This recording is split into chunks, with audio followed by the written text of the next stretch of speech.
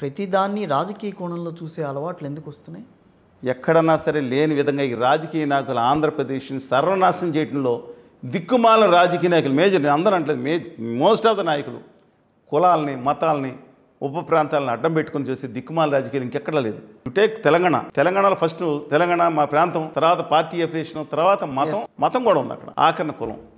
ఆంధ్రప్రదేశ్లో ఫస్ట్ కులం వస్తుందండి. ఈ దౌర్భాగ్యాన్ని అలవాటు చేసిన రాజకీయ నాయకులు దిక్కుమాల కుల లీడర్స్నే జాతీయ నేతలుగా భావించేసుకుని చేసేవాళ్ళు నాకు అర్థం కావట్లేదు. అది అసలు ఏముంది కుల నేతలు పార్టీ నేత కుల నేతలుగా మార్చేసి ఆ జాతీయ నేతలకి దగ్గర కన్నా కుల నేతలకి అసలు నేర హారతలు.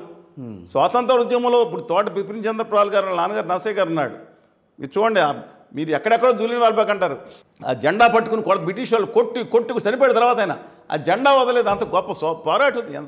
అసలు ఎంతమంది స్వాతంత్ర యోధులు ఉన్నారు, ఎంత జీవితాలు త్యాగం చేశారు.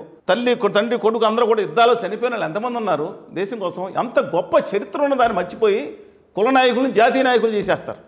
ఆ జాతీయ నాయకులు మనకు ఇంకోటి చెప్తున్నాను, మహాత్మా గాంధీ గారు అక్టోబర్ 2వ తారీఖున మేము నిరసన దీక్ష చేస్తాం. మేము ఆయన విగ్రహం ఒక మంచి భారీ విగ్రహం దగ్గర ఇంతకుముందు చేసిందంటే ఆ రోడ్డు వేళపోయేలో విగ్రహం తీశారంట ఫ్లైఓవర్లో. మంచి విగ్రహం దగ్గర కూర్చుంది. ఇంతకుముందు నిరసన దీక్ష చేసి మీకు పంపిస్తానని. కాదండి, అక్కడ మంచి సెంటర్లో అంటే చిన్నదే మన టౌన్ లోపలికి వెళ్ళే దగ్గర కాళేశ్వర మార్కెట్ ముందు చాలా స్పేస్ లేదు కూర్చుండానికి, 5గురు కూడా ట్రాఫిక్ ఉంటుంది. సరే గాంధీ ప్రతిమ పట్టాం మనం, ప్రతి కావాలని ఎత్తుకమనండి. వెళ్ళాం, శివరామకృష్ణ గారు మరిది గారు అందరూ కూడా అక్కడ శ్రీధర్ గారిని పంపించాను. అక్కడ మిత్రులు మిగతా నరసింహ గారు అందరూ వెళ్ళారు. గాంధీ గారి యొక్క ప్రతిమ దొరకలేదు మాకు. విజయవాడ మంగళగిరి నుంచి ఆఖరికి ఇక్కడికి వెళ్ళారు, ఎక్కడికి గొల్లపూడి వరకు వెళ్ళి చూసినా సరే మాకు కొంచెం మంచి దిమ్మ మేము ప్రతిష్ఠించుకుంటామండి. అక్కడ దిమ్మ అంటే కాదు, మాకు అక్కడ అవసరం, మేము కొనుక్కుని అక్కడ పెట్టుకుంటాం, లేదని మీకు ఎలాగన్నా సరే. ఆఖరికి బస్ సైజ్ చేయించమంటే చేయించలేని పరిస్థితి. పెద్దదే మీకు ఫోటో పెద్దదే మేము ఫ్లెక్సీ వేయించి దాన్ని అలా రౌండ్ చేయించి ఏదో తిప్పలబడి చేసుకున్నాం. కానీ మిగతా వాళ్ళ నాయకుల విగ్రహాలు గొప్పలుగా దొరుకుతాయి. నేతాజీ విగ్రహాలు కూడా దొరకట్లేదండి. నెహ్రూ గారి విగ్రహాలు అసలు దొరకవు. మహాత్మా జ్యోతిబా పూలే గారు లాంటి మహానుభావుడు చెప్తున్నాను, వాళ్ళు పెట్టినా సరే చెప్తున్నాను. విచిత్రం ఏంటంటే ఆంధ్రప్రదేశ్కి త్యాగం చేసిన టంగుటూరి ప్రకాశం పంతులు గారు అది ఇప్పుడు ఎందుకు అంటారు? విచిత్రం అండి. నేను అందుకని కుల నాయకుల విగ్రహాలు కుప్పలు దొరుకుతాయి. సరే, కులాలు మతాలు ఇవన్నీ తప్పట్లేదండి, కానీ డామినేట్ స్వాతంత్రం కోసం మన కోసం ప్రాణాలు అర్పించి వాళ్ళ జీవితాలు, కుటుంబాలు, ఆస్తులు సర్వం త్యాగం చేశారండి. ఆస్తి సర్వం ఎక్కడి నుంచి 100 ఎకరాలు ఉన్న సర్వం త్యాగం చేసిన వాళ్ళు ఏం చెప్పాలి, మీకు ఎలా చెప్పాలండి? ఐదవరన కాళేశ్వరరావు గారు ఎంత ఆస్తిపరుడండి. ఎలా ఏమైపోయారండి ఆయన? ఎంత చండ్ర రాజేశ్వరరావు గారు ఉన్నారు, ఆయన భూస్వామైన తోటి బంధువైన సలపల రాజా గారి మీద పోరాడి 3000 ఎకరాలు పెరిగిపించిన మహానుభావుడిన. చనిపోయేటప్పుడు వాళ్ళ కుటుంబ సభ్యులకు ఏమున్నారు, తర్వాత ఎమ్మెల్యేలు అయ్యారు, ఎంపీలు అయ్యారు, తర్వాత మంత్రులు అయ్యారు, పక్కన పెట్టినాయి. వాళ్ళకి మిగిల్చిన ఆస్తి రాశాడు వీళ్ళమ్మ. ఒక చెప్పుల జత, ఓ 40 పుస్తకాలు, 2 దుప్పట్లు, 4 బట్టలు. మరి ఇంత చరిత్ర ఉన్న ఆంధ్రప్రదేశ్కి ఈ రోజున ఎందుకు ఈ రకమైన వైషమ్యాలు ఎక్కువగా పెరిగిపోయి? ఈ దిక్కుమాల రాజకీయ నాయకులు కుల గజ్జి, కుల పిచ్చి, కుల ద్వేషం, ఇప్పుడు మతం కొత్తగా తీసుకొచ్చారు. ఉప ప్రాంతీయ వారసత్వ రాజకీయ నాయకులు విపరీతమైన ఆరాధన. ఎంత విజయవాడలో 1952లో ఎలక్షన్ జరుగుతుంటే అక్కడ కాకానే వెంకటరత్నం గారు కదా, ఇంకొక ఆయనను మన గోరా గారు, వాళ్ళందరూ పోటీలు నిలబడుతున్నారు. వాళ్ళందరూ గోపరాజు రామచంద్రరావు గారు అప్పటికి చేస్తూ అందరూ ఉంటే ఈ వామపక్ష ఉద్యమంలో అప్పుడు పార్టీ అఫీషియల్ ఇండిపెండెంట్గా ఉండదు, కమ్యూనిస్ట్ పార్టీ ఇంకా నిషేధం తీసిన వాళ్ళు హరిశ్చంద్ర చట్టోపాధ్యాయ గారిని, రఘునాథ్ చట్టోపాధ్యాయ గారిని, సరోజినీ నాయుడు గారు వాళ్ళ ఫాదరు, వాళ్ళ బ్రదరు బెంగాల్లో ఉంటారు, ఆయన తీసుకొస్తే ఆయనకు తెలుగు భాష రాదానికి బ్రహ్మాండం వీళ్ళకి డెఫాయిట్లు పోయేతోటి గెలిపించింది విజయవాడ అని. అంటే తర్వాత గోడె మురహరి గారు జార్ఖండ్ నుంచి వచ్చారు, జనతా పార్టీ అభ్యర్థి. తర్వాత చెప్తున్నాను, ఆయన గొడవపోయినా సరే చెప్తున్నాను, వాటే అసలు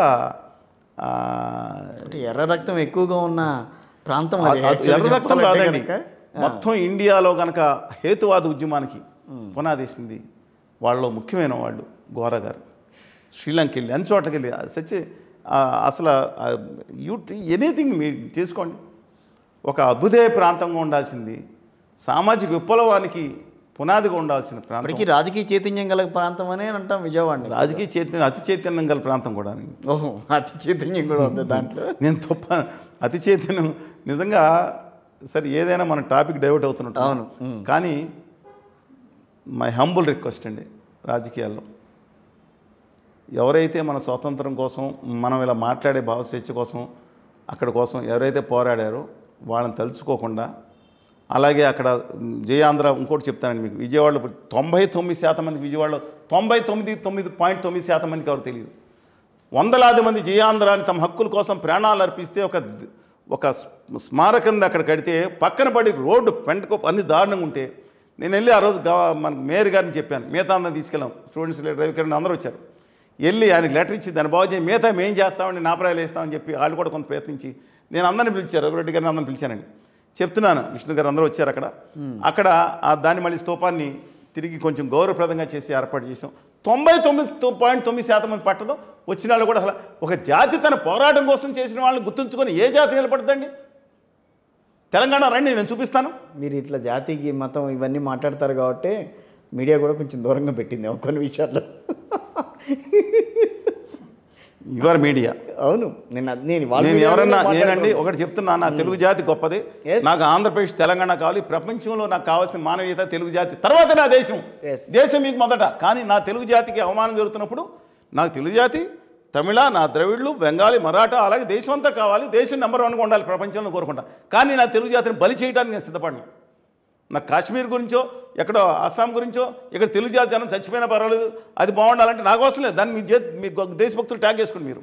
కానీ నన్ను ఎందుకు మీడియా బహిష్కరించింది? నేను తప్పుగా మాట్లాడానండి? నేను 30 సంవత్సరాలు చూస్తాను, 40 సంవత్సరాలు. నేను అసభ్యంగా అటుంచి అనుచితంగా ఏ వ్యక్తి మీద మాట్లాడే విధానపరంగా మాట్లాడతాను. నన్ను ఎందుకు బహిష్కరించారు మీరు? నాకు అర్థం కాదు. నేను అయినా ఏ జర్నలిస్ట్ని ఏమన్నాను నేను? వారి